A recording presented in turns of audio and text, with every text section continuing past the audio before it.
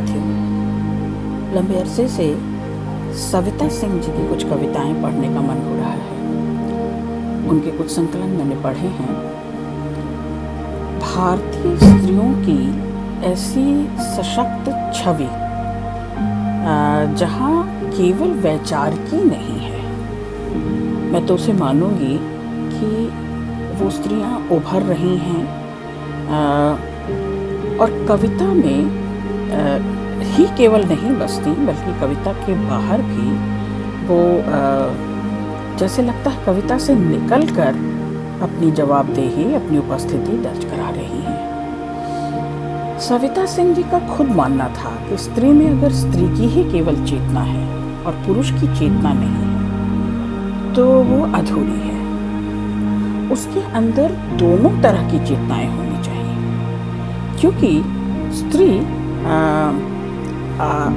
आधी पुरुष आधी स्त्री दोनों चेतनाओं का वहन कर रही होती है। मैंने इसीलिए कहा कि भारतीय सशक्त स्त्रियां अपनी छवि के साथ, अपनी जवाबदेही के साथ, उपस्थिति के साथ यहाँ पर दर्ज होती है। दोनों तरह की चेतनाएं होंगी तभी तो सृष्टि चलेगी। और दरअसल सविता सिंह जी केवल उदासी में लिपटी कामनाओं पर नहीं लिखती, प्रकृति पर तो लिखती ही हैं, दोनों प्रकृति, बाहरी और भीतरी।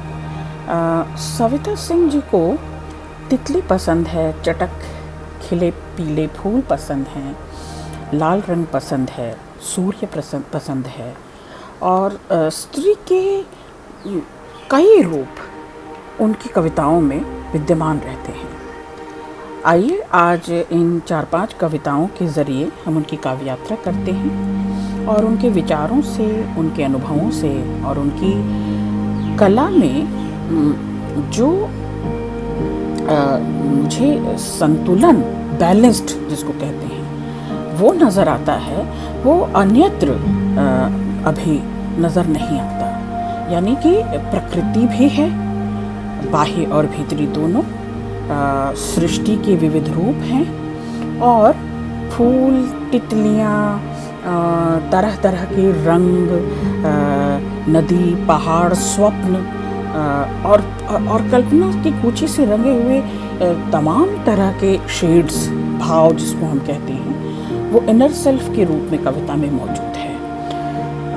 मैं कुछ 5 कविताएं सविता सिंह जी की जो मुझे बेहद पसंद हैं, आज उनका पाठ करूंगी और उन्हीं के ज़रिए हम उनकी काव्य यात्रा करेंगे। साथियों, सबसे पहली कविता जो मुझे लगा कि सबसे पहले पढ़नी चाहिए वो है दुख का साथ।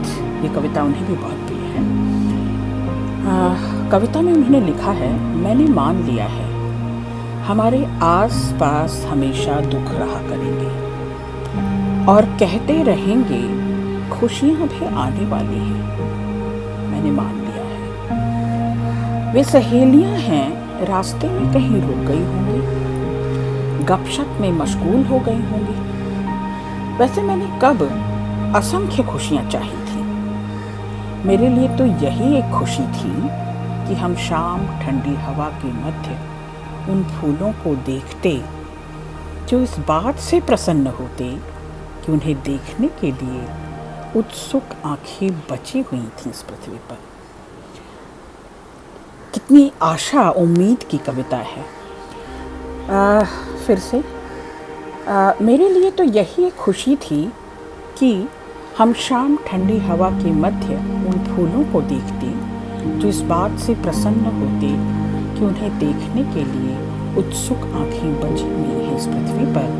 मेरे लिए दुख का साथ कभी उबाऊ न लगा, वे बहुत दीनहीन खुद लगे। उन्हें संवारने की अनेक कोशिशें मैंने की, निराला याद आ गई यकाएक, मेरा दुख भिक्षुक है मेरा। मेरे लिए दुख का साथ कभी उबाऊ न लगा, वे बहुत दीनहीन लगे। उन्हें संवारने की अनेक कोशिशें मैंने की, मगर वे मेरा ही चेहरा बिगाड़ने में लगे रहे। मेरे लिए दुख का साथ कभी उबाऊ न लगा, वे बहुत दीनहीन लगे। उन्हें संवारने की अनेक कोशिशें की, मगर वे मेरा ही चेहरा बिगाड़ने में लगे रहे। मेरा चेहरा किसी फूल सा हो सकता था, खिली धूप में चमकता हुआ। तो ये कविता उनकी दुख का साथ थी। मैं दूसरी बेहद ज़रूरी कविता पढ़ूंगी, चूँकि ये कविता बीए के पाठ्यक्रम में भी लगाई गई है और विमर्श के पर्चे में है। स्त्री विमर्श पर सशक्त कविता है ये सविता सिंह जी की, गौर कीजिएगा। मैं किसकी औरत हूँ? मैं किसकी औरत हूँ? कौन है मेरा परमेश्वर? किसके पांव दबाती हूँ, किसका दिया खाती हूँ, किसकी मार सहती हूँ? ऐसे ही थे सवाल उसके। बैठी थी जो मेरे सामने वाली सीट पर रेलगाड़ी में मेरे साथ सफर करती। उम्र होगी कोई 70-75 साल। आंखें धंस गई थी उसकी, मांस शरीर से झूल रहा था। चेहरे पर थे दुख के पठार, थी अनेक फटकारों की खाइयां। बहुत सोचकर, बहुत मन से कहा उससे, मैं किसी और की नहीं हूं। अपना खाती हूं, जब जी चाहता है तब खाती हूँ। मैं किसी की मार नहीं सहती, मेरा तो कोई परमेश्वर नहीं। उसकी आंखों में भर आई एक असहज खामोशी। आह, कैसे कटेगा इस औरत का जीवन? संशय में पड़ गई मैं, समझते हुए सब कुछ। फिर मैंने उसकी आंखों को अकेलेपन के गर्व से भरना चाहा। फिर हंसकर कहा, मेरा जीवन तुम्हारा ही जीवन है, मेरी यात्रा तुम्हारी ही यात्रा। लेकिन कुछ घटित हुआ जिसे तुम नहीं जानती। लेकिन कुछ घटित हुआ जिसे तुम नहीं जानती। हम सब जानते हैं अब कि कोई किसी का नहीं होता, सब अपने ही होते हैं। कि कोई किसी का नहीं होता, सब अपने होते हैं, अपने आप में लथ-पथ, अपने होने के हक से लक तक। यात्रा लेकिन यहीं समाप्त नहीं हुई, अभी पार करनी है कई और खाइयां फटकारों की। दुख के एक दो और समुद्र, पठान यात्राओं के, यातनाओं के अभी और दो चार। अब जब आखिर जाएगी वह औरत जिसे देख तुम और भी विस्मित हो जाओगी, भयभीत भी शायद। रोगी उसके जीवन के लिए, फिर हो सशंकित, कैसे कटेगा इस औरत का जीवन? फिर से कहोगे तुम। लेकिन वह हंसेगी मेरी ही तरह, लेकिन वह हंसेगी मेरी ही तरह। फिर कहेगी, उन्मुक्त हूँ देखो, और यह आसमान, समुद्र यह और उसकी लहरें, हवा यह और उसमें बसी प्रकृति की गंध, सब मेरी है। और मैं हूँ अपने पूर्वजों के शाप और अभिलाषाओं से दूर, त्यागनी। मैं किसकी औरत हूँ? दूसरी कविता है बीत गया समय। अचानक आंख खुली तो आसमान में लाली थी, अभी अभी पौ फटी थी। एक ठंडी हवा देह से लग लग कर जगा रही थी। मेरा बिस्तर एक नाव था, अथाह जल में उतरा हुआ। मैं यहाँ कब और कैसे आई? यह कोई नदी है या समुद्र? सोच नहीं पा रही थी। लहरें दिखती थीं आती हुई, बीच में गायब हो जाती हुई। यह कोई साइबर स्पेस था शायद। यहाँ सच और सच में फर्क इतना ही था जितना पानी और पानी की याद में। कैसी दहला देने वाली यादें थी पानी में डूबने की। हर 10 दिन में दिखती थी मैं किस कदर डूबती हुई। यह अद्वितीय परिस्थिति थी जिसमें मैं अकेली नहीं थी। उसी की तरह मृत्यु मेरे भी साथ थी। कौन जान सकता है, हम दोनों ही सही वक्त का इंतजार कर रहे थे। यह नाव को तो पता था उसे कब पलटना था और किसे जाना था पहले। यह भी ठीक से नहीं पता चला कब वह इस नाव पर आ गया था, बेछोर आसमान के नीचे पानी के ऊपर बगल में मैंने आंखें तब बंद कर ली थी। आसमान की हल्की लाली अब तक बची थी जो मेरे गालों पर उतरने लगी थी। आसमान की हल्की लाली अब तक बची थी जो मेरे गालों पर उतरने लगी थी। मैं सजने लगी थी। मुझे भी कहीं जाने की तैयारी करनी थी।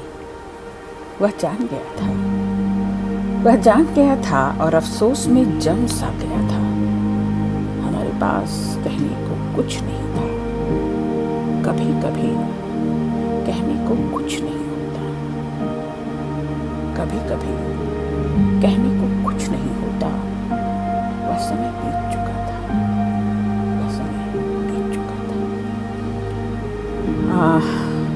मैं प्रायः कहा करती हूँ, क्लासरूम में भी और बाहर सार्वजनिक मंच पर भी, कविता अच्छी बुरी नहीं होती।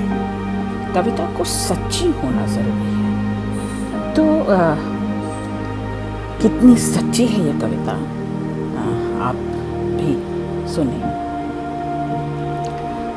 सविता सिंह जी की ही तीसरी कविता सच्ची कविता के लिए। वह जो अपने ही मांस की टोकरी सिर पर उठाई जा रही है और वह जो पिटने के बाद ही खुल पाती है अंधकार की तरफ एक दरवाजे से, जैसे वह जो ले जाती है मेरी रातों से चुरा कर मेरे ही बिंब गिरती रात की तरह। सब अपनी अपनी राहों पर चलते हुए कहाँ पहुँचते हैं।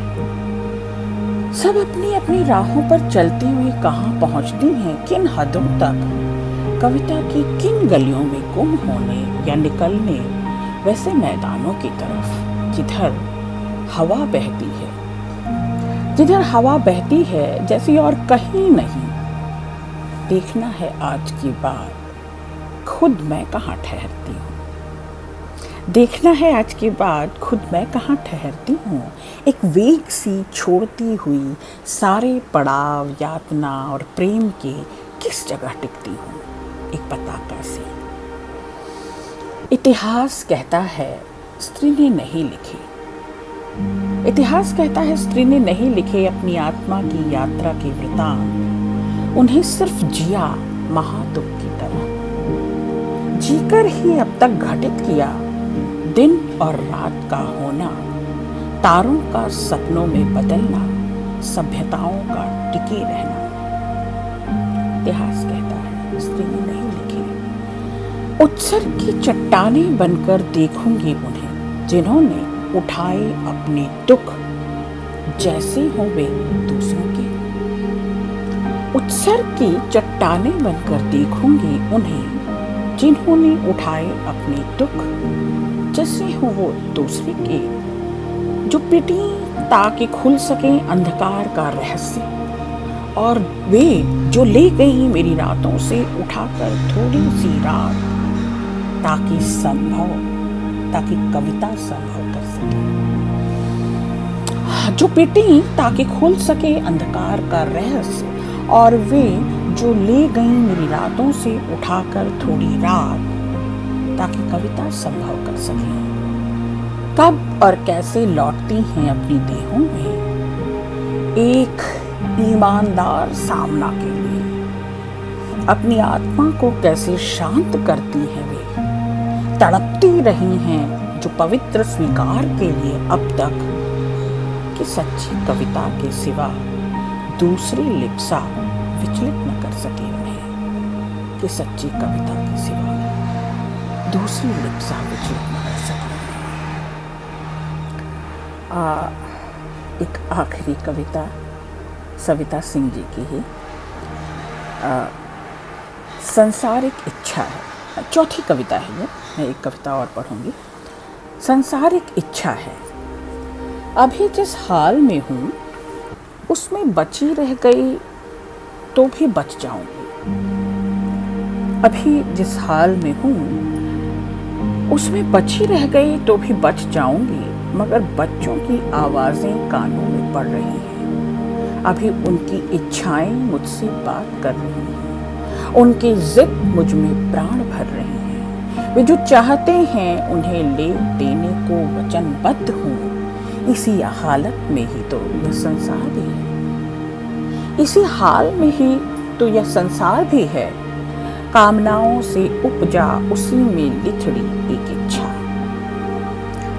आज रात यदि सो सकी तो, आज रात यदि सो सकी तो दिन का प्रकाश दिखेगा ही। मैं भर जाऊंगी खुद से, मैं घर से बाहर निकल सूर्य को धन्यवाद कहूंगी। अभी जिस हाल में हूं इसी में बची रही तो बच जाऊंगी। अभी जिस हाल में हूं इसी में बची रही तो बच जाऊंगी, अपने बच्चों के लिए, इस जगत के लिए। अभी जिस हाल में तो साथियों, ये कुछ कविताएं सविता सिंह जी की जो मुझे बेहद पसंद थी और जो मुझे एक नई स्त्री से पहचान करवाती हैं। पारंपरिक स्त्री से नहीं, शाश्वत स्त्री से नहीं, जो सहने और कहने का फर्क, फाक बहुत बड़ा देखती थी। ये स्त्री सहती भी है पर कहने का जोखिम भी उठाती है। इसे नई स्त्री इसीलिए मैं कहती हूँ क्योंकि यह सारी लड़ाई अपने लिए नहीं लड़ रही होती, अपने अपनों के लिए भी लड़ रही होती है और उनके लिए भी लड़ रही है जो मुखर नहीं है। बर्दाश्त की हद क्या होती है स्त्री से बेहतर कोई जानता नहीं। उसकी सीमाएं क्या हैं और उसका उल्लंघन कैसे किया जाए स्त्री से बेहतर कोई समझता नहीं। ये नई स्त्री विद्रोहिणी है, विनोदिनी नहीं, जो शाश्वत स्त्रियां हुआ करती थीं कि जिस दिमाग का, जिस वर्चस्व का विरोध कर रही होती थी, धीरे धीरे धीरे खप कर मर कर उसी में शामिल हो जाती थी और फिर वही करने लगती थी, उन्हीं का हिस्सा बन जाती थी। तो सविता सिंह को मैं उस विद्रोह के रूप में, उस आँच के रूप में और साँच के रूप में परखती हूँ, समझती हूँ। आज के लिए इतना ही। अगली बार फिर अपने किसी प्रिय कवि के साथ मौजूद रहूँगी। शुक्रिया।